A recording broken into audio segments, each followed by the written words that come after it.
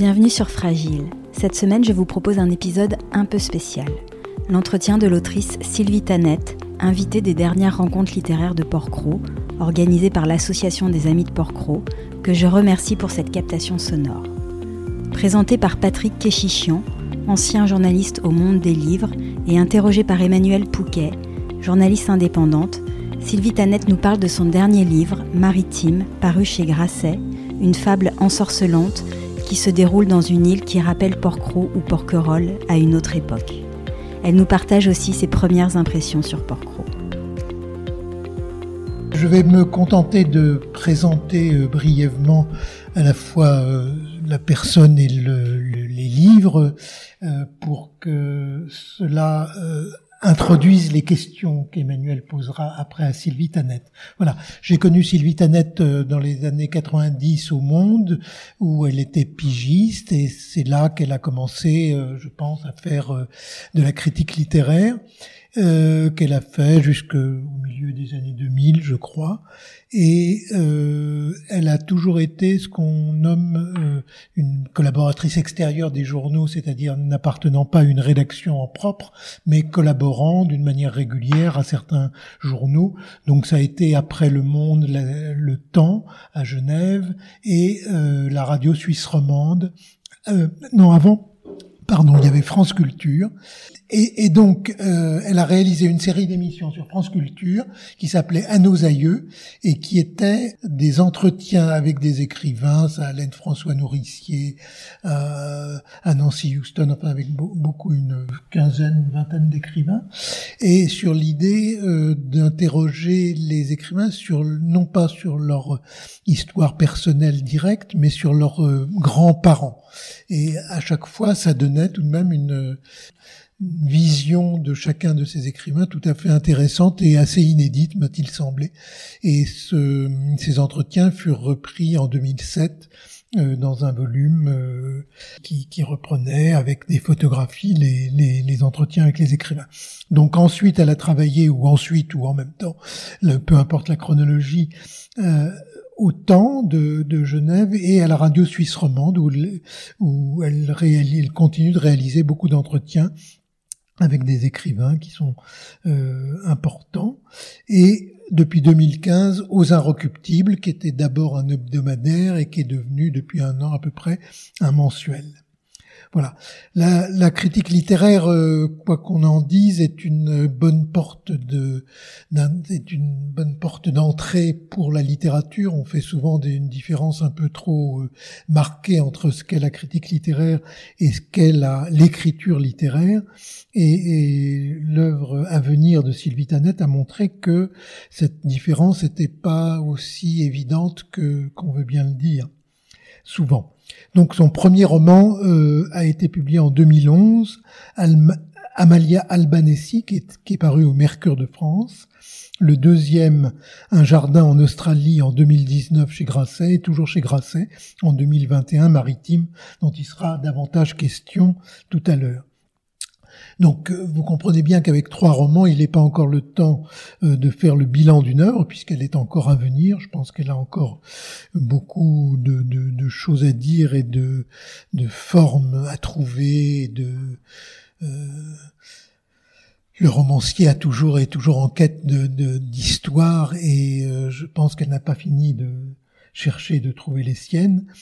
Je vais pas détailler chacun des romans. Ce que je peux dire, c'est que à chaque fois, ce qui distingue ces romans, c'est qu'il y a un espace, une histoire, une ou des mémoires et une généalogie. C'est ce qui relie les 3 romans. Dans le premier, il y a cette expression qui me semble significative. Elle parle, peu importe du contexte, elle parle d'une minuscule grand-mère.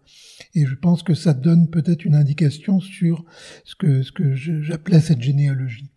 Et je citerai aussi cette phrase de la narratrice qui s'adresse à son fils. « Mais tu sais, Théo, il y a des jours où tout l'enthousiasme du monde ne sert plus à rien.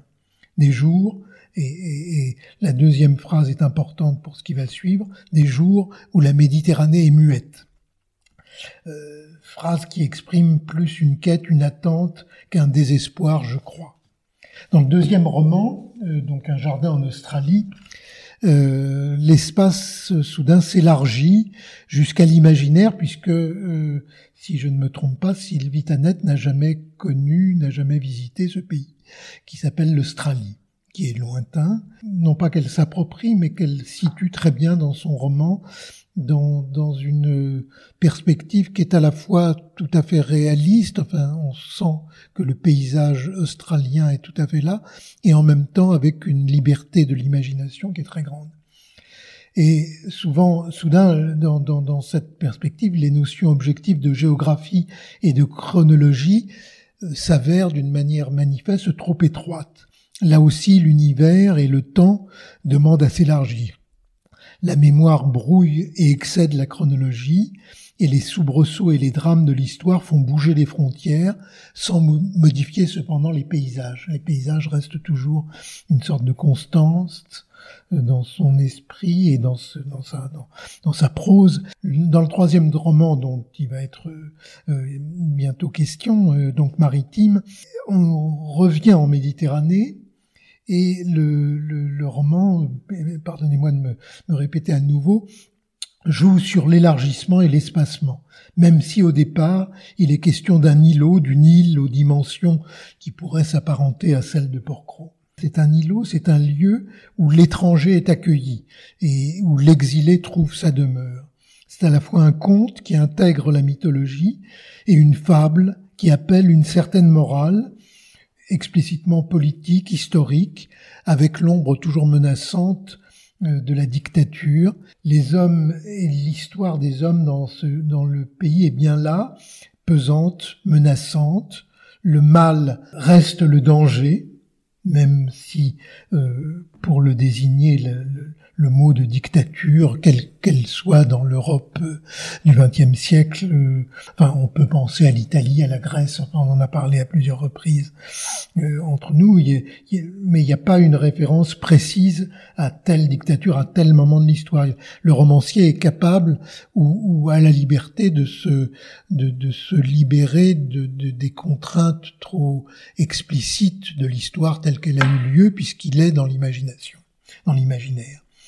L'auteur alors crée sa propre focale et le récit se fait poème, parabole sur ce que Sylvie Taneth nomme avec pudeur l'éternelle routine des jours. Et là, je pense que l'on désigne l'espace mental, psychologique, je n'ose pas dire spirituel parce que l'adjectif lui est étranger, mais en tout cas, cette notion d'appropriation, mais au bon sens du terme, de l'espace et du temps, qui, à mon avis, caractérise l'œuvre de Sylvie Taneth. Oui, merci Patrick Égichian pour cette lecture. Je suis un peu sans voix, donc merci pour ces éclaircissements et ce que vous dites de mon modeste travail. J'apprends des choses en vous écoutant et je suis très impressionnée. Merci beaucoup.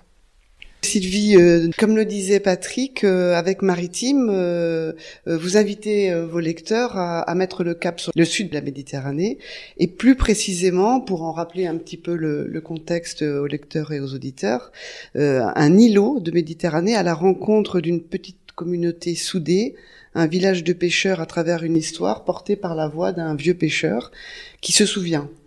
Et il est question de fraternité et d'amour, du lien unique entre ces Iliens et la nature puissante qui les entoure, de la folie des hommes qui peut tout abîmer, mais aussi de la beauté des rencontres inattendues et de la force des sentiments, d'autant qu'ils ne sont pas dits. Alors, la Méditerranée est présente dans chacune de vos histoires. Vous avez même surtitré Maritime « Une histoire méditerranéenne ». De toute évidence, vous avez un lien personnel très fort avec la Méditerranée. Est-ce que vous pouvez nous en dire un petit peu plus? Oui, je suis née à Marseille et j'ai vécu là-bas jusqu'à 24 ans, à peu près. J'y retourne de temps en temps, mais je vais souvent en Méditerranée, oui, mais pour des vacances, ou des fois pour travailler. Quand j'ai 4 sous, je prends une valise et puis je la remplis de livres et hop, je pars et c'est souvent ou en Italie du Sud, dans les Pouilles, en Sicile, en Croatie, un peu, en Grèce, j'y suis allée 2-3 fois, mais ça fait très longtemps que je suis pas retournée. Mais donc, oui, je suis souvent en Méditerranée, parce que j'aime bien ça, mais c'est vrai que, bon, ça a été quand même la première partie de ma vie où j'en suis pas trop sortie. Et oui, et en plus, ça s'entend pas mon nom, mais je suis d'origine italienne, avec la famille de ma mère qui est sarde, et mon grand-père sarde vivait quand j'étais petite, il vivait chez nous. Donc c'est vrai que j'ai été un peu marquée par cet espace méditerranéen, et tout le passé, enfin on y viendra, mais tout ce que ça peut représenter à la fois comme paysage et puis comme empilement d'époques, d'histoires qui se parlent entre elles. Enfin, j'ai toujours l'impression de quelque chose d'un peu poreux en Méditerranée, quoi. Toutes les époques existent tout le temps, au fond. Et juste d'un petit mot, cet ancrage pour chacune de vos histoires, c'est quelque chose qui vient tout à fait naturellement, ou vous avez envie, quand vous démarrez un récit, de ce point d'attache, de ce point non, de démarrage? pas du tout. Ouais, non, ça c'est pas du tout, puisque non, d'abord, j'ai jamais de projet quand je commence à écrire, hein. C'est toujours juste une image, une idée comme ça, et puis je me mets à raconter, puis des fois, il y a une feuille qui peut rester 2 ans dans un tiroir, puis je la ressors, puis ça s'accroche à autre chose, et voilà, c'est vraiment l'intuition. Donc, j'ai pas de projet de parler de la Méditerranée, comme j'ai aucun projet de toute façon. Mais j'y reviens tout le temps. Moi, j'ai l'impression que je suis jamais sortie de ce quartier, donc qui est devenu célèbre bien malgré moi et pas grâce à moi. C'est l'Estac, grâce à Robert Guédiguian, fort heureusement. Enfin, moi, j'étais très heureuse et je le suis toujours. Je le connais pas, mais je suis toujours très reconnaissante qu'il ait quand même rendu hommage à ce petit bout de quartier et au quartier nord en général.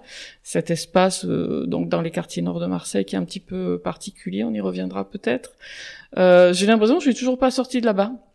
Finalement, pourtant, ça fait 35 ans que je suis partie. Mais ça reste, et j'ai été très marquée par pas seulement l'histoire de ma famille, mais l'histoire de tous les gens qui m'ont entourée jusqu'à ce que je parte à 24 ans. Parce que quand vous vivez là, ben, vous êtes entouré de descendants d'immigrés ou d'émigrés, principalement méditerranéens, pas seulement, mais beaucoup quand même, espagnols, gitans, algériens, italiens, ouais. Et tout ça m'a beaucoup marqué, et de fait j'y reviens tout le temps. Et 2 exemples, effectivement, l'Australie, cette histoire qui se passait en Australie, mais la narratrice dit qu'elle a grandi dans les quartiers nord de Marseille, etc. Et une fois, je me suis dit, c'est la seule fois où j'ai eu un projet, le bouquin n'a pas été publié, il est pas fini d'ailleurs. Je me suis dit, bon, j'en ai marre de parler tout le temps les mêmes choses. Je vais écrire un roman qui se passe dans le 9e arrondissement à Paris. C'est là où je vis.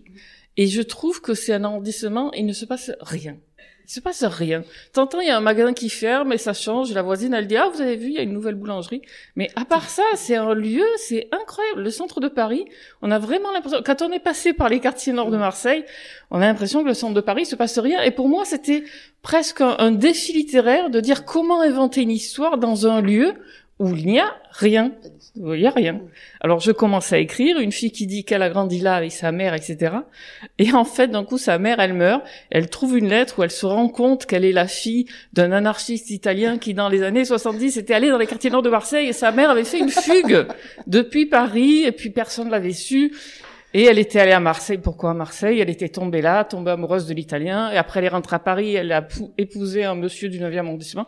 Enfin, c'était, mais n'importe quoi. Et je me dis, mais c'est pas possible. Je ne peux pas parler d'autre chose que de tout ça. C'est pathologique. Alors, même si l'on comprend très vite que là n'est pas l'essentiel, il faut bien dire que tous ceux qui ont lu Maritime se posent la question. Mais où est-on? Où se situe cette petite île éloignée du continent? Et ce, d'autant plus que vous avez semé des indices. Alors, moi j'ai noté le village blanc comme de la craie, donc forcément on pense Grèce. Le continent empêtré dans la dictature, ça peut être Grèce, Italie, Espagne. Ensuite, vous évoquez les derniers phoques-moines de la région, et peut-être même, je lis une citation, de Méditerranée, qui vivent en effet quelque part sur le flanc sud de l'île. J'ai un petit peu cherché. Le phoque-moine n'est plus présent que dans les îles Ioniennes en Grèce, et quelques individus à la frontière du Maroc et de la Mauritanie. Et ensuite, une citation, ni la colonisation grecque, ni l'occupation arabe ou aragonaise, ni l'unification du pays, ni aucune guerre n'a jamais changé qui que ce soit. Donc on en déduit que finalement on n'est pas en Grèce, unification du pays, peut-être le Risorgimento, peut-être l'Italie, une petite île italienne, Sardes, et quant au site baptisé Voile de la Mariée, il en existe un à La Réunion et un en Corse, mais dans les terres. Alors, délivrez-nous. Existe-t-elle vraiment, cette petite île? L'avez-vous imaginée, façonnée façon puzzle, avec un ensemble de souvenirs et d'expériences? Oui, voilà, je pense que c'est un ensemble de souvenirs, puisque donc, je le disais, je suis souvent allée en Sicile et dans une petite île que j'aime beaucoup, qui est dans les îles Légades. C'est un petit archipel qui est pas très connu, qui est à l'ouest de la Sicile, en face de Trapani. Donc j'y vais souvent, j'y vais quand je peux. Et je suis allée en Croatie, en Grèce. Alors les informations que vous avez, je sais pas. Les toits plats, c'est vrai, le village comme de Lacré avec des toits plats, c'est vrai que c'est très grec. Mais en Sicile, on trouve ça. Et dans les Pouilles, alors c'est pas une île, mais dans les Pouilles, on trouve, c'est le côté est de l'Italie, on trouve ce genre de village, c'est très frappant. On a l'impression d'être en Algérie, en Andalousie aussi. Alors je sais pas s'il y a des îles, cela dit, mais j'étais en Andalousie continentale et les villages sont comme ça aussi. Les phoques moines, alors sur les îles Légades, on nous dit qu'il y a des phoques moines, mais qu'on peut pas les voir. Alors je sais pas, ils ont peut-être inventé ça pour attirer le touriste. Si vous avez eu cette information, j'imagine qu'il y en a plus. Je sais pas, c'est une information qu'on a. Il y en avait encore il y a pas très longtemps en Italie et dans les îles Sardes. Ben voilà, alors peut-être je sais pas, mais j'avais vu ça.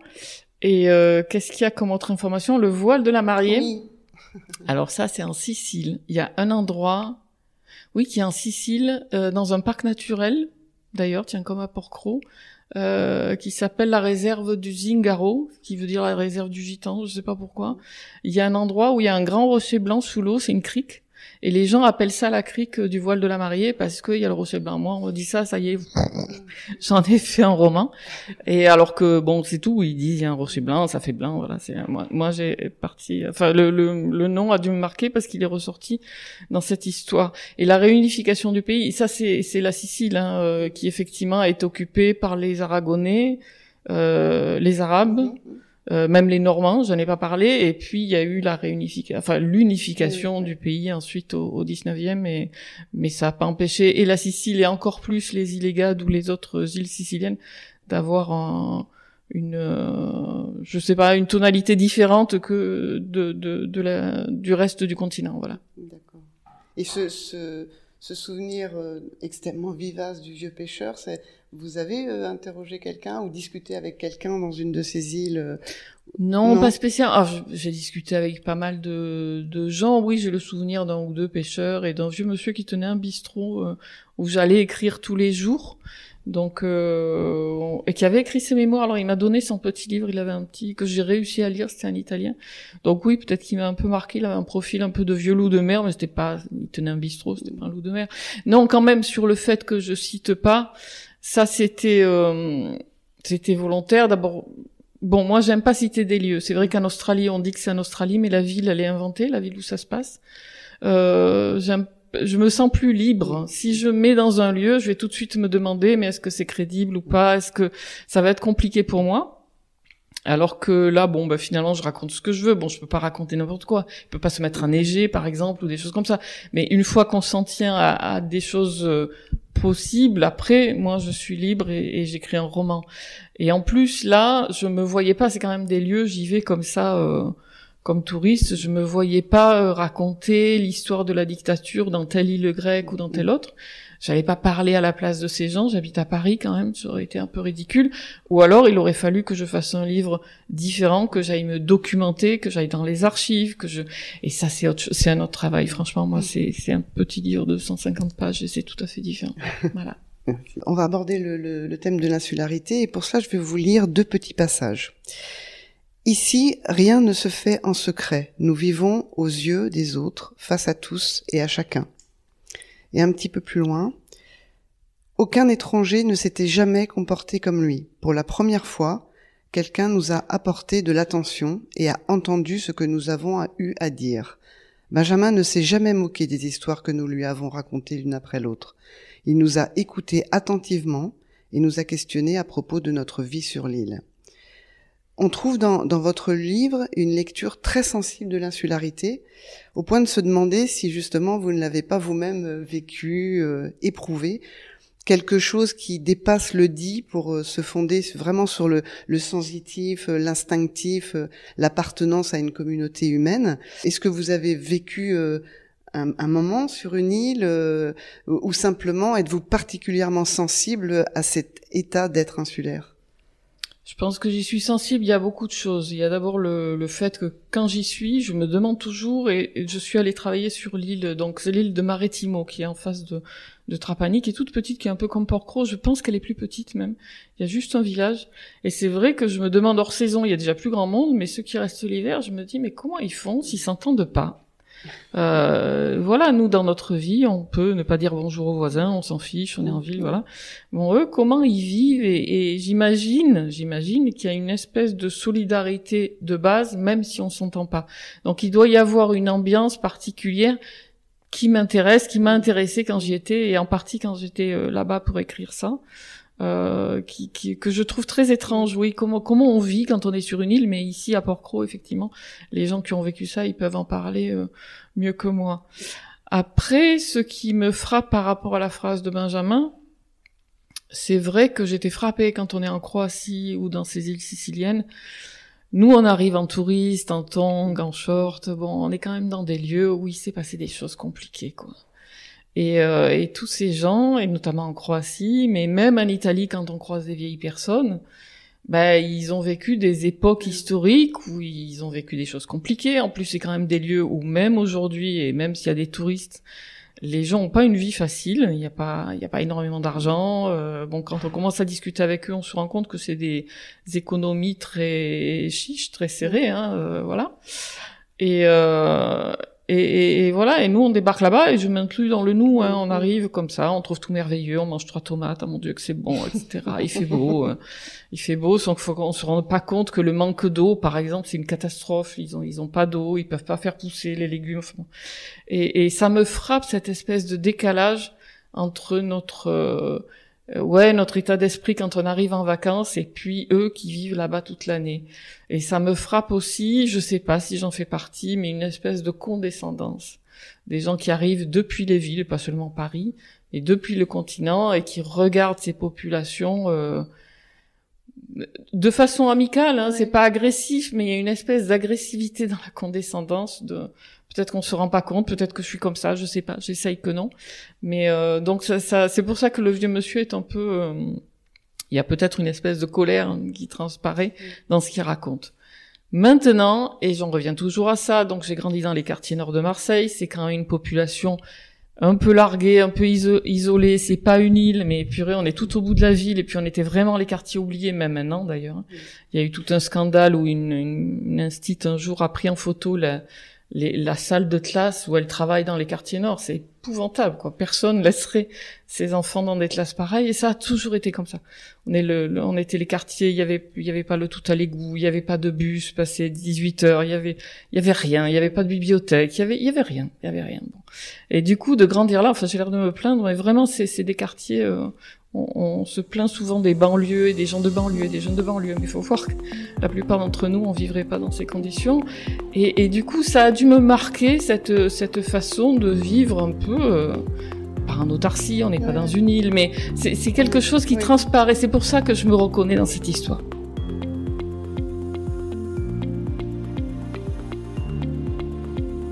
On vous sent touché d'ailleurs par ces gens pour qui la bienveillance est un préalable. L'accueil comme une évidence et l'écoute une nature, mais en même temps c'est peut-être une vision un peu rêvée des Iliens qui, il faut bien le dire, ne sont pas toujours ouverts et amènes envers qui vient de l'extérieur. Oui, bien sûr. Il y a 2 choses. Oui, moi ça m'a frappé une fois, j'étais sur une île en Sicile, mais c'était une île au nord, Stromboli, je crois, ou je sais pas. Et j'ai passé toute une matinée dans un café, et c'est vrai que je voyais les Iliens qui étaient avec ils revenaient de la pêche, donc ils travaillaient. Et il y avait les touristes qui arrivaient par le bateau. Et les touristes, surtout ceux qui avaient des enfants, regardaient les poissons qui étaient sur les étalages, puis voilà. Et j'ai vu que les Iliens ne croisaient jamais leur regard. Ils se parlaient entre eux, ils s'interpellaient. C'était comme s'il y avait 2 films, comme quand des fois on voit des effets spéciaux, comme s'ils voyaient pas qu'il y avait des touristes. Ils continuaient à travailler comme ils faisaient il y a 3000 ans, avec les mêmes gestes, voilà. pour trier les poissons, tout ça. Et ils regardaient jamais ni les enfants, ni les touristes, etc. Il y avait une façon de se protéger. Donc c'est vrai que c'est pas si sympathique quand quelqu'un arrive. Après, il y a quand même la question des migrants qui apparaît à un moment donné dans le livre. C'est juste un petit paragraphe, voilà. Mais ça m'a frappé que sur les îles, quand même, les gens sont bienveillants. Je veux dire, enfin, moi, j'étais toujours assez bien accueillie. Si on est simple, enfin, je sais pas, il y a quand même quelque chose d'assez sans façon, on va dire, voilà, dans l'île. Et j'ai ressenti ça à Port-Cros. Quand j'arrive ici, il y a quelque chose d'assez spontané, je trouve, dans les relations humaines, vite fait, mais c'est peut-être une illusion, je sais pas. Mais la question des migrants, on y viendra peut-être, donc c'est pas la peine qu'on l'aborde maintenant. Voilà. Et même pour terminer sur ce point-là de la bienveillance ressentie à travers le livre, même quand ils accueillent les scientifiques qui ont un discours qui n'est pas forcément évident pour eux, ils gardent cette amabilité et dans le livre, il n'y a pas vraiment de jugement, c'est-à-dire qu'ils les écoutent poliment, ils les laissent parler et puis... Oui, il y a peut-être aussi, c'est peut-être une façon de se protéger, l'amabilité. C'est-à-dire que quand il y a des scientifiques qui arrivent à deux moments du livre, il y a aussi les autorités qui de temps en temps débarquent pour dire on va faire comme ci et comme ça. Et eux, ils disent toujours oui, et puis les gens repartent et hop, ils continuent leur vie. Je sais pas, ça aussi, je me dis que c'était l'ambiance dans les quartiers nord quand j'étais petite, si une autorité arrivait, c'était oui, bon allez, cause toujours, on repart. Et on se débrouille entre nous. Donc, je pense que cette amabilité, cette politesse, c'est une façon qu'ils ont de se protéger. Ils ont pas beaucoup de moyens de se protéger. Au fond, ils sont sur leur île. Ils ont pas, c'est pas une population qui est armée. C'est pas... Donc, leur façon de se protéger, c'est de montrer un visage assez lisse, comme ça, à celui qui arrive, et d'attendre qu'ils repartent pour continuer leurs occupations. D'accord. Donc justement, oui, nous allons parler maintenant de l'émigration, de l'exil, qui sont aussi des thèmes très récurrents dans vos romans, avec cette résonance, je dirais, particulière liée justement dans Maritime à l'insularité, avec l'évocation de ceux qui partent, de ceux qui restent et de ceux qui arrivent d'exil. Alors, est-ce que vous auriez la gentillesse de nous lire ce passage que j'ai trouvé marquant sur le sujet? Alors, ça démarre ici. C'est compliqué l'émigration. C'est compliqué l'émigration. Ces hommes installés en Australie, en France ou aux États-Unis étaient nos frères. Ils sont allés vivre ailleurs et ils ont écrit une histoire en parallèle de la nôtre. Une histoire d'installation portuaire, de grandes villes et d'usines, une histoire d'exploitation, de logements insalubres et d'entassement qui n'a pas ressemblé à notre vie ici et pourtant nous était liée. Depuis l'île, souvent nous avons pensé aux émigrés, mais nous n'avons jamais su quoi en dire. Parce que tout avait débuté de façon anecdotique. Un matin, nous avons accompagné un jeune garçon sur le quai. Il est monté sur le bateau hebdomadaire et c'était seulement le commencement de son voyage. Puis ça a été le tour d'un autre et encore un autre et nous les avons serrés dans nos bras pour leur dire adieu. Par la suite, certains ont donné des nouvelles et ont envoyé un peu d'argent à leur famille. Ils sont parfois revenus pour les vacances avec leurs enfants. Ils arrivaient les bras chargés de cadeaux, pas nécessairement très utiles, des objets bizarres fabriqués dans les pays où ils vivaient. Ils étaient habillés d'une drôle de façon. Et nous expliquaient. Vraiment émigrer, c'était une bonne idée. S'ils ne le disaient pas, tout dans leur attitude le signifiait. Mais d'autres, partis tout contents, ressurgissaient quelques années plus tard, le visage fermé. Ils se réinstallaient dans leur maison, reprenaient leur barque et leur filet, et se remettaient au travail. Nous ne leur avons fait aucune remarque. Et puis il y a eu ceux dont nous n'avons plus jamais entendu parler. Nous avons pu les imaginer en train d'affronter un nouveau pays, une nouvelle langue, et nous avons été désolés de ne pouvoir les encourager dans leurs efforts. Ils étaient devenus maçons, dockers, malfrats, ils se débrouillaient comme ils le pouvaient. Sur l'île, nous avons continué à nous inquiéter pour eux, et quand la nuit tombait, le village devenait silencieux, et chacun d'entre nous a pensé à ces garçons qui étaient comme nous et avaient choisi de s'en aller. Et tous ces départs nous ont changés. Sur le moment, nous ne nous en sommes pas rendus compte. C'est comme si une brise s'était levée sur la mer, et nous avons appris à vivre avec elle. Et on aborde rarement le thème sous cet angle de ce que l'exil des uns a comme impact sur ceux qui restent.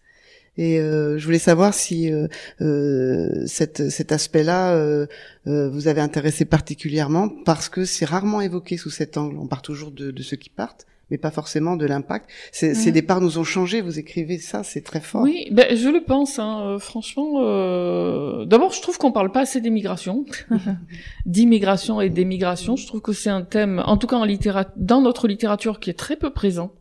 Si on regarde tous les livres qui vont sortir à la rentrée littéraire, on va se rendre compte que très peu en parle, et même dans le discours en général, alors on parle tout le temps des immigrés, mais tout le temps pour leur tomber dessus et tout le temps pour dire les mêmes choses, mais c'est un phénomène extrêmement complexe, extrêmement riche, on n'a pas mesuré, je pense, tout ce que ça représente. Donc en général, et effectivement pour ceux qui restent, ça c'est quelque chose qui m'intéresse, peut-être parce que je suis d'origine immigrée, que quand on est rentré en Italie, aller voir nos cousins, rencontrer les descendants des frères et sœurs c'est un truc assez étonnant. Et je pense que dans ces villages, quand même, le fait que la moitié des garçons soient partis quand ils avaient 20 ans, oui, ça les a changés. De fait, ça a changé leur vision du monde, probablement, puisque c'était des villages où, à l'époque où on est parti, je pense qu'ils voyaient pas plus loin que leur village, mais de savoir que certains étaient partis à l'autre bout du monde, ça leur a, eux aussi, donner une autre vision du monde. Ça a changé leur vie concrètement, parce que des fois c'est vrai, je crois que Carlo Levi en parle dans Le Christ s'est arrêté à Eboli, où lui pendant la guerre c'est le régime fasciste, donc on l'envoie comme en prison au fin fond des Pouilles, dans un tout petit village épouvantable de Basilicate. Et il dit que des gens sont partis aux États-Unis, et du coup certains paysans ont des outils ultra perfectionnés parce qu'on leur a envoyé, où il y a des gens qui sont partis aux États-Unis et revenus, et donc ils ont connu New York, les gratte-ciel, et ils vivent dans des petits villages, des Pouilles, parce qu'ils sont revenus. Donc forcément, même ceux qui restent, ça va. Oui, ça a un impact sur le village. Ce qu'on voit pas effectivement quand on parle de l'immigration, où on a toujours l'impression que c'est simple l'immigration. Et en fait, je viens de le dire, je suis désolée, je me répète, c'est complexe, comme on a toujours l'impression aussi qu'au fond les gens, c'est une ligne droite. C'est-à-dire, ils partent d'un village, ils émigrent dans un autre pays, puis après ils s'intègrent, et puis après voilà, et puis alors qu'en réalité, il y a plein de gens qui font des allers-retours, qui partent de Grèce ou d'Italie pour aller en France, ça leur plaît pas, ils reviennent, puis ils partent aux États-Unis, puis peut-être ils vont revenir ou ils repartent. Et ça, même quand on discute avec des descendants d'immigrés, même des Maliens par exemple, on se rend compte qu'il y a plein d'hésitations, il y a c'est pas du tout comme on le dit souvent, quoi. Et alors voilà, dans ce paragraphe, c'était juste pour expliquer ça. D'accord. Il y a aussi l'accent mis sur l'importance de savoir accueillir l'autre, et en particulier l'étranger qui arrive démuni. Vous écrivez ainsi, je crois que c'est le pêcheur qui le dit, celui qui ne sait pas sauver son prochain se perd lui-même. C'est ça que vous aviez envie de dire? Je sais pas si j'avais envie de le dire, mais je l'ai dit. Sinon, voilà, j'avais pas pensé au départ. Oui, moi c'est des choses qui me marquent, et pendant l'écriture de ce livre, c'est vrai, donc j'étais souvent en Italie, et c'était la période où il y avait Salvini au gouvernement italien, où il y avait ces bateaux, là en ce moment, je sais pas, on n'en parle pas, mais en France aussi on en parlait, ces bateaux chargés de migrants qui trouvaient pas de port pour être accueillis. Il y a des fois où je me dis, mais on est devenu fou, quoi. Moi, je veux bien qu'on me sorte tous les arguments économiques pour dire qu'on peut pas accueillir d'immigrés. Je veux bien qu'on me les dise, mais enfin, c'est quand même des gens qui meurent. Je me dis, mais comment on va justifier ça auprès de nos petits-enfants? On a laissé mourir des gens parce qu'on trouvait que c'était pas à nous de les accueillir. Enfin, on est complètement fou, quoi. Donc voilà, ça c'est mon point de vue personnel, mais c'est même pas une idée politique, c'est vraiment ça me touche beaucoup. Et ça me frappait quand je suis là-bas, en Italie du Sud, mais en Grèce c'est pareil, d'après ce que je lis. C'est curieux de voir que les gens qui sont quand même aux premières loges ont un discours très différent de ce qui peut se dire à Paris ou à Rome. Et ça, c'est frappant, c'est-à-dire qu'on est dans des petits ports, il y a des migrants, et les gens vous disent toujours, on ne pose pas de questions, on commente pas. Ça, je l'ai souvent entendu, et c'était dans le petit livre que le monsieur dont je vous parlais au bistrot, il avait écrit sa vie, et c'était écrit, et on commente pas. C'est-à-dire, ils me disent, mais celui qui part de chez lui, il a des raisons de le faire, on n'a pas à lui demander pourquoi il l'a fait. C'est son problème. Nous, il arrive, on lui donne à boire, on lui donne à manger, on le fait asseoir quelque part. Bon, et puis après, on verra. Alors que, je me souviens de cette petite île, donc Marettimo, qui est une île au large de la Sicile, il y a juste un village. Et des fois, ils voient arriver des migrants qui se sont fait arnaquer par les passeurs. Les migrants arrivent au village et disent, où est la gare? Parce qu'ils pensent qu'ils sont en Italie du Sud et qu'ils vont prendre un train. Et on leur explique que c'est une île, il y a un village, c'est tout, il y a rien, quoi. Alors les gens comprennent que leur périple ne fait que commencer, que ça va être une horreur. Bon. Et mais là-bas, au fond, les pêcheurs, enfin, les gens avec qui j'en parlais, se plaignent pas, ont beaucoup d'humanité. Et il y a une romancière, alors je crois que c'est Valeria Parella, mais j'ai un doute, c'est peut-être Sylvia Ballone, c'est une des deux, dans son dernier livre, qui a rappelé que dans l'Antiquité, ne pas accueillir celui qui le naufrageait, on l'accueillait pour des raisons religieuses, parce que on savait pas celui qui arrivait de la mer était peut-être un descendant d'une Néréide ou Dieu sait quoi, et donc c'était inconcevable de laisser mourir en mer quelqu'un. Et je vais pas parler à sa place, mais en gros, elle dit c'est la base de notre culture de Méditerranéen d'accueillir un naufragé. C'est complètement idiot de faire différemment. Et quand il y avait Salvini au pouvoir, je me souviens qu'à un moment donné, il a voulu faire voter une loi pour punir les pêcheurs siciliens qui récupéraient des gens justement en mer, leur faire payer des amendes. Et les pêcheurs siciliens qui sont, j'imagine, il y a un syndicat, une association, ont répondu qu'eux, ils avaient toujours fait ça. Quand ils voient quelqu'un en mer, ils le récupèrent. Ça allait pas changer pour faire plaisir à Salvini. Et voilà, et ça me frappe quand même de voir ce discours très digne, très mesuré, alors que c'est des coins, encore une fois, où il y a pas de gros moyens, il y a pas beaucoup d'argent, quoi. Donc c'est vraiment juste des façons de vivre au fond. Voilà. Si vous voulez bien pour terminer sur ce sujet, j'ai noté un deuxième passage qui illustre parfaitement tout ce que vous venez de nous dire. Le préfet est venu à bord hier, à bord du bateau des gardes-côtes. J'ai dit, voilà longtemps que nous ne l'avons pas vu, celui-là. Il nous a rassemblés et nous nous sommes tenus devant lui pour l'écouter sagement comme il convient de faire quand un officiel se déplace depuis le continent, si nous voulons qu'il reparte le plus vite possible. Il nous a sermonné car il est impératif à ses yeux de nous organiser et de prendre des mesures. En effet, des migrants d'un nouveau genre risquent d'arriver à bord de petites embarcations et de vouloir accoster sur l'île. Il ne faut absolument pas les accueillir, a dit le préfet. Ordre du gouvernement. L'heure est grave. Eux, sur le continent, et particulièrement sur la rive d'en face, ils ont déjà tout préparé pour les renvoyer à la mer et les empêcher de débarquer. Nous avons dit « bien, très bien ». Nous avons gardé nos mains croisées dans le dos, nos épaules se touchaient, et nous étions tous face au préfet, et nous avons pris des mines très sérieuses et nous avons répété « bien, très bien ». Il a eu l'air satisfait et nous a remerciés de notre collaboration. Nous l'avons laissé repartir avec sa clique. Le bateau a quitté notre port et s'est éloigné dans l'écume jusqu'à devenir un petit point à l'horizon. Alors nous avons dit aux migrants qu'ils pouvaient sortir de leur cachette, il n'y avait plus aucun danger. D'ailleurs, c'était bientôt l'heure de manger. Ouais, moi j'aime bien ça. En fait, je suis toujours touchée par la résistance passive des petites gens. C'est-à-dire cette façon de pas, voilà, il n'y a pas de discours. Ils savent que face au préfet, c'est pas la peine qu'ils manifestent et tout. Ouais. Donc c'est bon, cause toujours, on se débrouille entre nous et puis voilà. Et ça, c'est quelque chose qui me touche. Comme nous sommes à Port-Cros et avec les amis de Port-Cros, on pourrait terminer sur ce lien singulier que vous évoquez entre les Iliens et la nature qui les entoure. J'ouvre les guillemets, parce que depuis toujours, ils vivent avec elle.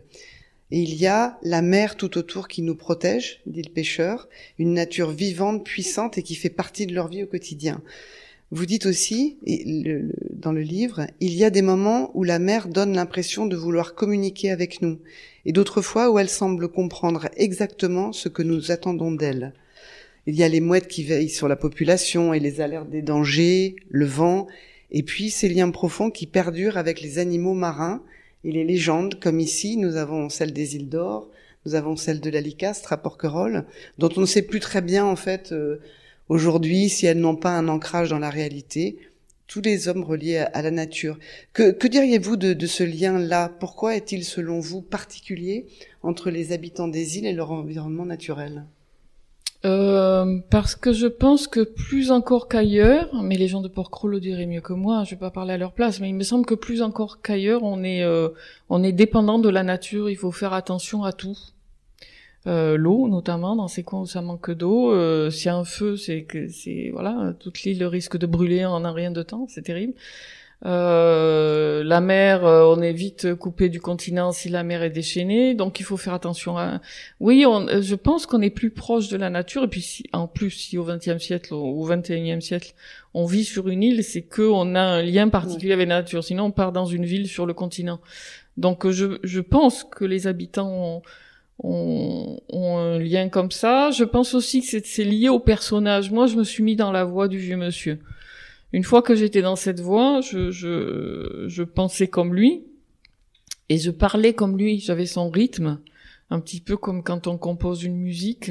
Mon grand souci dans ce livre, c'était qu'il n'y ait pas de dissonance, qu'il n'y ait pas une phrase où on se dise une phrase trop ampoulée, comme on dit, trop précieuse, ou alors d'un coup un langage de jeune, par exemple, où on se dise mais il pourrait pas parler comme ça. Donc il y avait vraiment une tonalité que j'essayais de garder, et j'essayais de me mettre à sa place. Et ce vieux monsieur qui a pas été à l'école, enfin voilà, qui est jamais sorti de son île, il ne peut que penser par ce qu'il a autour de lui.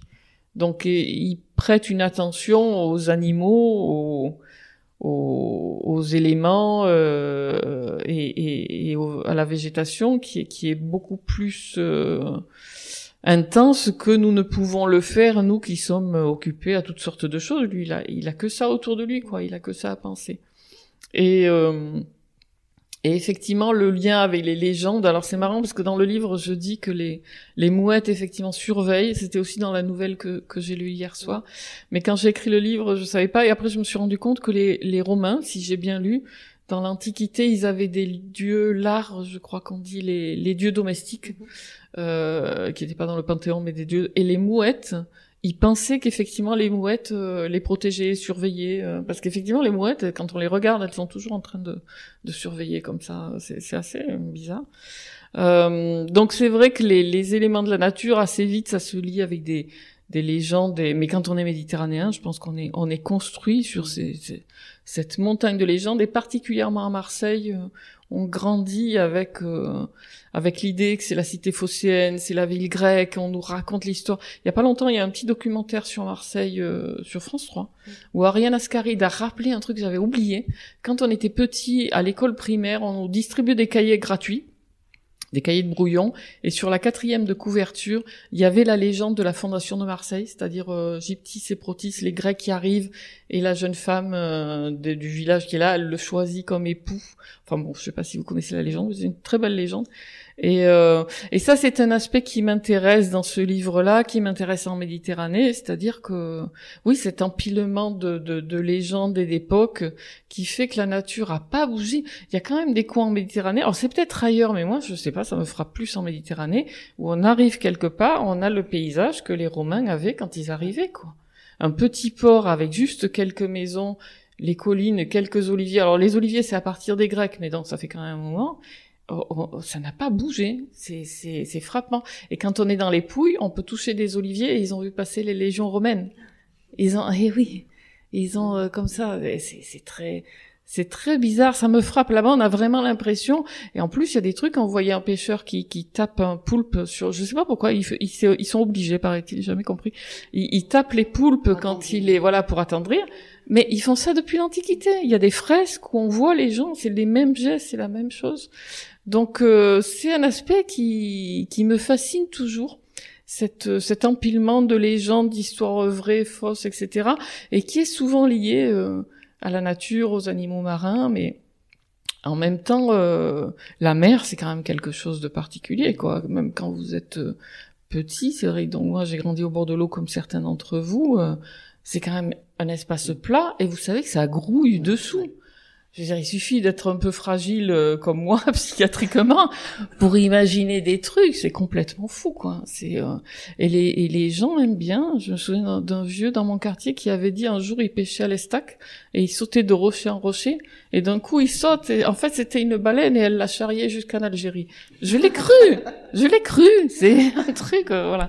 Et je sais aussi, pour l'anecdote et pour finir, que quand j'étais petite, dont mon grand-père vivait chez nous, il est mort, j'avais 6 ans, j'aimais beaucoup. Il venait du centre de la Sardaigne. Et donc, je suis d'une génération, on n'expliquait pas grand-chose aux enfants, mais voilà, ton grand-père, il vient du centre de la Sardaigne. C'est quoi la Sardaigne? C'est une île au milieu de la Méditerranée. Et je me suis rendu compte vers 30 ou 40 ans que j'avais mélangé les histoires qu'on me racontait petite, et encore une fois à Marseille, on en est nourri, les histoires de la mythologie grecque, et l'Iliade et l'Odyssée, et ce qu'avait dû être l'enfance de mon grand-père. Moi, j'ai cru, il est au bord de la mer, et il voit un bateau qui passe, il y a Ulysse qui dit surtout, il faut se boucher les oreilles parce que les sirènes vont... Et j'ai tout mélangé, et je pense que quand on est petit, c'est au bord de la Méditerranée, voilà.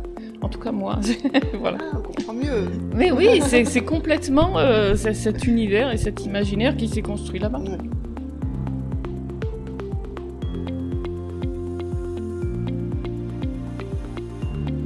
J'étais frappée également de la gravité de cette phrase au moment du drame qui anéantit les habitants de l'île.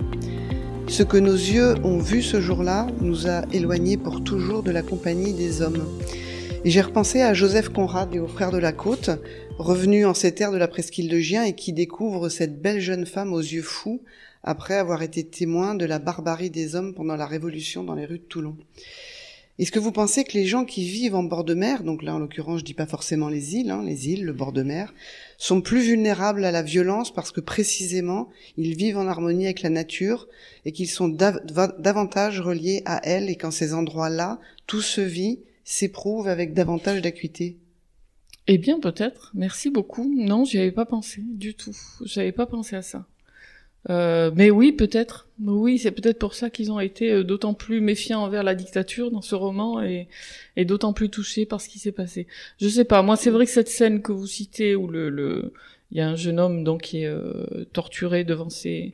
Je suis sûre qu'on m'a raconté cette histoire, mais le souvenir est pas revenu. J'ai pas pu l'inventer, je sais pas. Mais quand j'étais petite, encore une fois, autour de moi, les gens, vu que je suis née en 65, donc.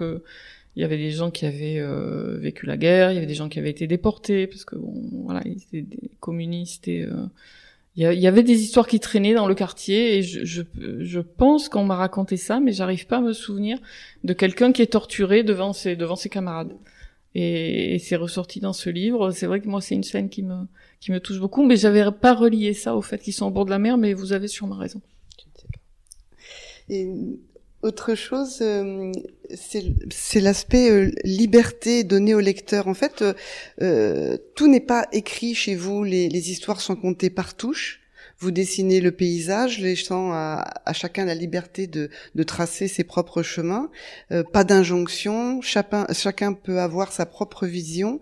Est-ce que c'est une volonté de votre part de laisser du champ comme ça, de l'espace à l'imagination, ou est-ce que ça s'écrit naturellement?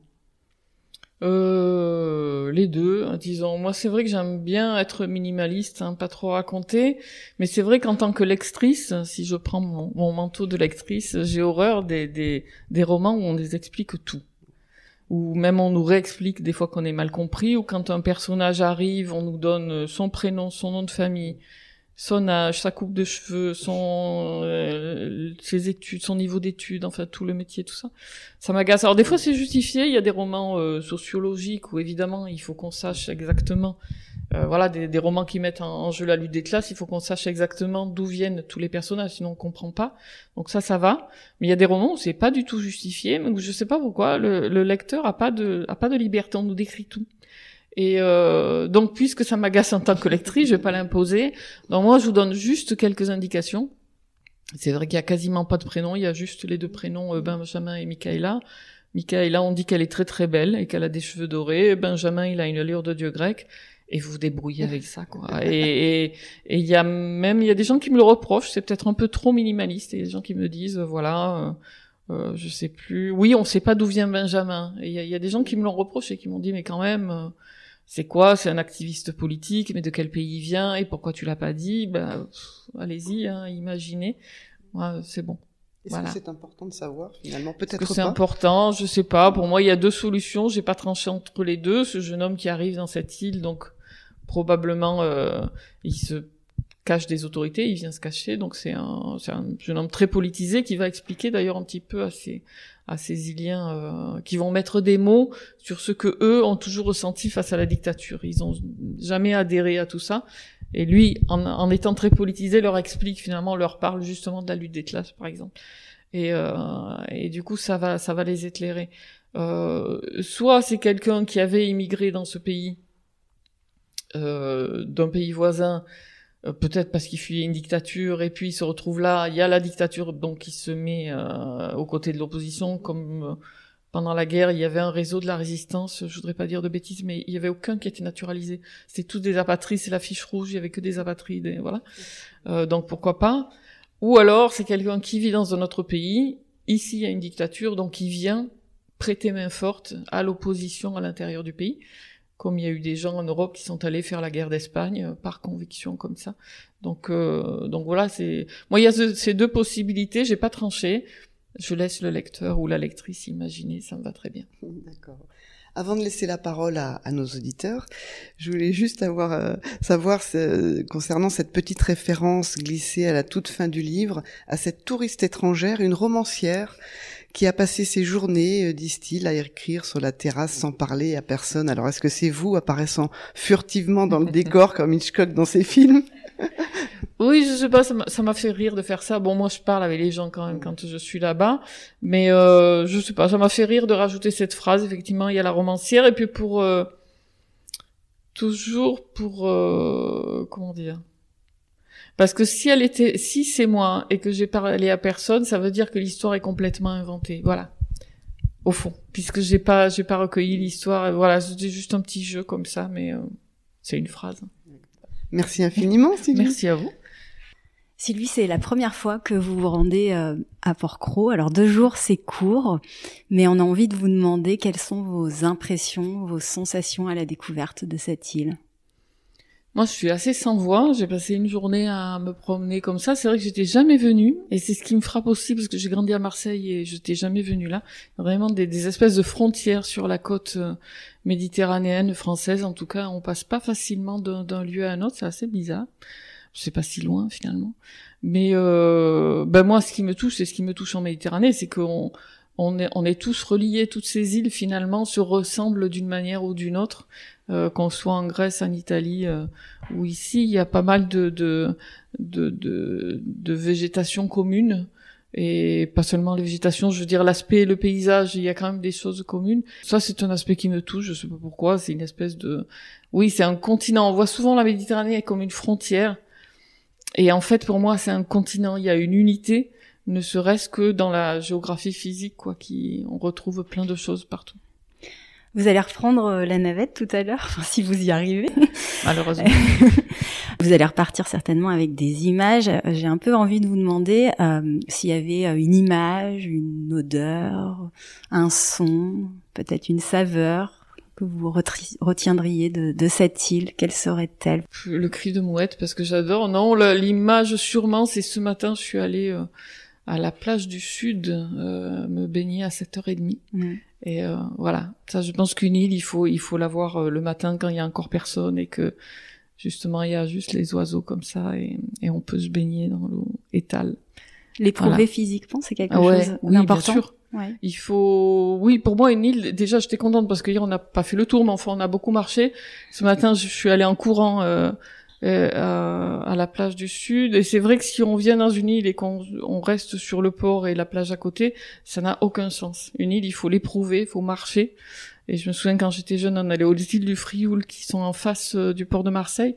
C'est la grande occupation des adolescents marseillais. On prend le bateau et on va sur les îles et on marche pendant des kilomètres en plein cagnard pour trouver des criques tout seul. Et chaque groupe se met dans une crique pour être tranquille. Enfin, je sais pas très bien pourquoi on faisait ça, mais les vrais Marseillais, entre guillemets, ne se contentent pas d'aller à la plage du Frioul, ils marchent et ils vont derrière l'île, sur l'autre côté, et pour moi, une île, c'est ça, quoi. Faut marcher, faut aller chercher les criques, voilà.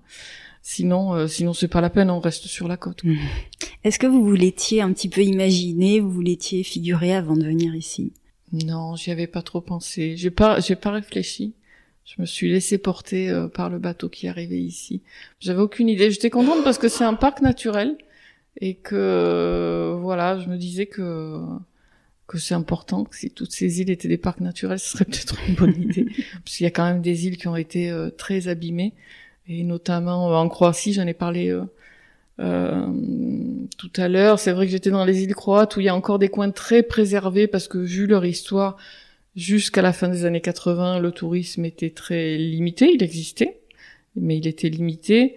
Et j'y suis allée, moi, il y a jusque dans les années 2015. Pour la dernière fois, je suis allée, je crois que c'était en 2015. Je sais plus. Et il y a certains coins, on voit que ça se construit beaucoup. Et je suis désolée de voir que les erreurs qu'on a pu faire en Espagne, en Italie ou dans le sud de la France se reproduisent ailleurs en Méditerranée. C'est un peu dommage, quoi. Voilà. Est-ce qu'il y a quelque chose qui vous a surprise ou marqué sur cette île, peut-être un peu singulier par rapport aux autres îles. Ah bah l'histoire, non, ce qui est singulier ici, effectivement, Claire Pollan m'a tout raconté. Enfin, je sais pas si elle m'a tout raconté, mais elle nous a fait une lecture hier. C'est toute cette histoire des écrivains de la NRF qui viennent ici, et on a l'impression qu'ils sont toujours là. Il y a quelque chose qui me touche dans cette île, et qui est quelque chose de littéraire, de savoir que Marcel Arlan s'est perdu dans les sentiers. Enfin, voilà. Ça, c'est spécial, parce que c'est pas partout, c'est pas toutes les îles.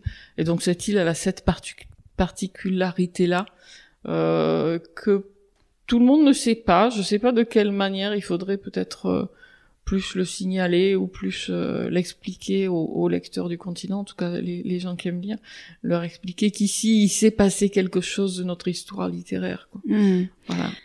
Dans votre roman, vous décrivez très bien, on l'a dit, toutes les caractéristiques de la vie insulaire, le caractère taiseux et mystérieux des Iliens, la curiosité suscitée par l'étranger, ceux qui partent et ceux qui font le choix de rester sur ces îles, la vie rythmée par les saisons, les légendes insulaires bien sûr, la fraternité, l'indifférence, l'opposition pacifique mais ferme à la tyrannie ou à l'exercice d'un pouvoir qui limite les libertés individuelles. Toutes ces caractéristiques insulaires, on le sent, vous n'êtes pas allé les chercher que dans les îles, on sent vraiment la trace de cet ancrage dans les quartiers nord de Marseille et les stacks, vous l'avez souligné. Certains de vos lecteurs y ont reconnu une île de Méditerranée, qu'elle soit grecque, italienne. Vous me disiez aussi d'autres des îles bretonnes. Qu'est-ce qui produit selon vous cette sensation d'un territoire connu? On parlait tout à l'heure d'un certain minimalisme qui laisse la place à l'imaginaire. Est-ce que pour vous, il y a d'autres ingrédients que vous expliquez ou pas, ou peut-être que des lecteurs vous ont partagé qui font justement que, en lisant ce livre, c'est assez étrange, mais moi, quand je l'ai partagé avec des personnes qui l'ont lu aussi, ça leur évoque un lieu qui n'est pas forcément le même pour tous. Ouais, mais ça me fait super plaisir. C'est vrai qu'il y a un monsieur qui m'a dit, c'est une île bretonne où je vais. Alors, je m'y attendais pas du tout. Mais pas du tout. Mais il retrouvait quelque chose de l'ambiance de cette île. Non, mais c'est bien. Et c'est pour ça d'ailleurs, enfin, entre autres, c'est pour ça, il n'y a pas de nom, il y a rien, c'est minimaliste et il n'y a aucun lieu géographique cité pour que tout le monde s'y retrouve. Mais la littérature, c'est ça aussi, c'est une expérience du partage. C'est pour ça qu'on publie. Et pas seulement, sinon on pourrait tous écrire juste pour nous-mêmes, chez nous, ça nous fait plaisir et tout. Le fait de publier, c'est partager des choses, et c'est intéressant que quelqu'un vous dise, je me reconnais dans cette histoire, je reconnais mon île, il y a un monsieur qui m'a dit, mais oui, c'est une histoire d'une île grecque où, je sais plus, ils accueillaient des réfugiés pendant la dictature grecque, sous les colonels. Et donc pour lui, il était sûr que je parlais de ça, c'est voilà. Et non, mais ça me fait très plaisir, bien sûr. C'est ce que vous recherchez vous aussi en tant que lectrice quand vous lisez C'est des histoires qui me touchent beaucoup. Effectivement, le fait que je lise l'histoire, je sais pas moi, d'une femme japonaise au début du siècle, et je me mets à pleurer parce que ce qu'elle raconte, c'est quelque chose qui est proche de moi, qui est, je dis japonaise au hasard, mais c'est voilà, où d'un coup je ressens les mêmes choses qu'elle. L'identification ça me touche possible. beaucoup, et oui, et ça nous rappelle quand même, je vais dire des bêtises, mais l'humanité, c'est quand même une grande famille, quoi. Et penser qu'on n'est pas seulement proche parce qu'on habite le même quartier ou qu'on fait le même métier ou qu'on est du même milieu social, mais d'un coup, il y a l'expérience humaine, voilà, l'expérience des sentiments qu'on va chercher dans les livres et qu'on partage, enfin qu'un écrivain ou qu'une écrivaine va partager avec ses lecteurs. Ça me touche beaucoup, oui, bien sûr. J'ai une dernière question. Quel genre d'histoire Porquerolles pourrait-elle vous inspirer? Il faut que je vienne ici 2-3 mois. Le message. Je fais ça, c'est des grands signes, voilà, à l'intention des amis de Porquerolles. Je crois que je peux pas faire plus. Non, mais je sais pas. Moi, je décide pas à l'avance. Je sais pas comment font les autres écrivains. Moi, c'est en étant sur les lieux que d'un coup, une image vient. Ce livre-là, j'avais l'image d'un jeune homme qui balaye devant sa porte, devant un petit cabanon face à la mer. C'est venu parce que je passais du temps en Sicile et l'image a commencé à s'imprégner dans mon cerveau. Donc là, peut-être qu'effectivement, si j'y passais du temps avec les fantômes de Marcel Arlan et Jean Paulhan et tout ça, peut-être que d'un coup, il y a quelque chose qui arriverait, mais je sais pas, quoi, franchement. Bon, merci. Merci infiniment. Merci. S'il y a des questions. Pendant le voyage d'Alais, tu as été extrêmement frappé par l'histoire de Valentin Smith sur l'îlot de Bagot. qui habitait une des batteries centrales, tu te rappelles? T'as déjà oublié, c'était hier. Non, j'avais oublié le nom, mais oui, l'histoire. Valentin Smith, et qui avait une maîtresse kenyane, je crois, et un piano blanc. Et voilà, des arguments d'un futur roman, certes, peut-être des arguments un peu bateaux, mais il y a des tas d'histoires à Port-Cros, sur l'île du Levant, et certainement à Porquerolles, sur l'île Obago, qui, isolés les uns par rapport aux autres, sont l'amorce d'un récit romanesque, peut-être un peu trop romanesque d'ailleurs. Enfin, il faut se méfier ici du trop romanesque. Oui, je sais pas. Non, ça c'est vrai que c'est une histoire qui m'a marqué. Bon, j'avais oublié, mais c'est vrai, le monsieur qui vivait isolé, enfin qui avait racheté toute l'île où il avait une maîtresse et un piano blanc. C'est quand même, mais ça c'est pour moi c'est du Duras ou je sais pas très bien. Mais c'est vrai, oui, j'ai mal répondu. Ce qui m'a frappé, ce qui est frappant aussi à Port-Cros, c'est toutes ces histoires. En 2 jours, en vous écoutant parler, on entend quand même des histoires assez incroyables. Pas toujours drôles, des histoires de suicide aussi, par exemple, des trucs un peu assez violents comme ça. Et oui, probablement c'est des débuts de romans, ça peut être des débuts de romans. Ça, je pense quand même qu'il y a des histoires de personnalités qui se retrouvent pas sur d'autres îles. Je sais pas pourquoi ici. Il y a, je sais pas, si c'est la proximité de la Côte d'Azur, donc des gens qui sont venus, qui étaient quand même particuliers. Je sais pas, mais non, il y a des histoires, mais moi, je peux pas travailler à partir d'histoires réelles. Donc, moi, ces histoires ne peuvent pas m'inspirer. Je trouve qu'elles sont inspirantes. Ça ferait un film, il faudrait peut-être faire des reconstitutions. Je vois bien des films, par exemple, comme ça. Mais moi, je m'inspire jamais d'une histoire réelle. Donc, ça peut pas, voilà. Mais sur ces territoires insulaires, on croise des personnages en soi, en fait. Oui. Plus facilement que peut-être dans l'anonymat des villes. Les gens ici incarnent des personnages. Ici particulièrement, je suis frappée quand même par le nombre de personnes un peu otak couleur, comme on dit, que j'ai pu croiser ou dont j'ai entendu parler, notamment Madame Henry, si je me trompe pas, voilà, où chaque fois qu'on m'en parle, c'est toujours des trucs absolument incroyables. Ça, je sais pas à quoi c'est dû. C'est quand même particulier parce que c'est pas toutes les îles qui a ça. Donc ça, il y a cette histoire-là. Qui est étonnante, quoi. Mais le simple fait que des écrivains se soient retrouvés ici, pour moi, c'est quand même une particularité. C'est très étrange, au fond. Vous évoquiez tout à l'heure le drame des migrants. C'est plus une réflexion qu'une question, d'ailleurs, mais je me demande que ce drame, il me semble encore plus cruel parce qu'il se déroule en Méditerranée, que la Méditerranée a toujours été une mer de liaison, en fait, une mer de convergence, c'est la Mare Nostrum, et de voir que ce drame se déroule dans cette mer-là, qui a toujours été une mer d'union, en fait, plus que de séparation, est encore plus cruel. Et je trouve en plus que ce drame qui se déroule sur des rivages méditerranéens qui sont toujours baignés d'une très très belle lumière, enfin, tout est beauté dans ce bassin méditerranéen.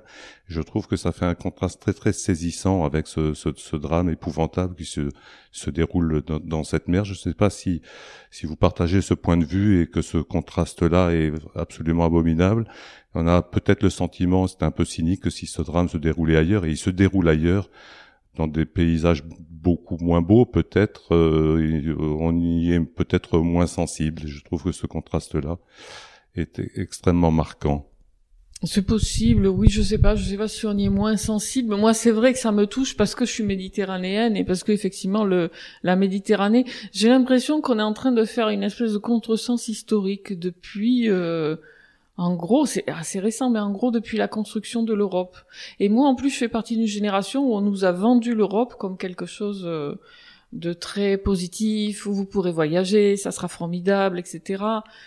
Et c'est vrai, et je suis très pro-européenne, enfin j'ai aucun problème avec ça. Moi, ça m'irait très bien qu'il y ait même juste un président pour toute l'Europe et on arrête d'avoir des pays et des frontières, ça me convient parfaitement. Mais on nous a pas expliqué que la construction de l'Europe, ça serait construire un mur au milieu de la Méditerranée. Et ça, pour ma génération, en tout cas pour des gens comme moi, ça a été dramatique de voir que les lois se durcissaient année après année depuis les années 70, quoi, en gros, voilà, et de séparer les rives méditerranéennes avec des gens qui auraient le droit de venir et d'autres non. C'est non seulement humainement c'est problématique, ça me touche beaucoup parce que je suis méditerranéenne, même si ailleurs il y a d'autres drames ailleurs dans d'autres pays. Mais en plus, il me semble que c'est un contresens historique parce que il y a beaucoup plus de choses qui relient les Méditerranéens que de choses qui les séparent. Moi, j'en suis persuadée. Je sais pas, c'est quand je vois qu'on fait des différences. Moi, je suis d'origine italienne. Mes amis d'enfance, et j'en ai encore, que je garde depuis, que je vais voir dans les quartiers nord, qui sont d'origine algérienne, par exemple. Je vois qu'on est les mêmes, sociologiquement, même les histoires et leur mère. Enfin bon, il y a un tas de trucs. Franchement, on est culturellement, ethniquement, géographiquement, on est les mêmes. Je vois pas pourquoi une frontière s'est construite année après année. Donc voilà, et je me sens plus proche d'eux que d'un Suédois ou d'un Islandais. Donc c'est pour moi c'est un peu violent tout ça, et c'est très, effectivement, vous avez rappelé la Mare Nostrum. C'est je sais pas les conséquences sur notre je sais pas ce que ça va avoir comme conséquences.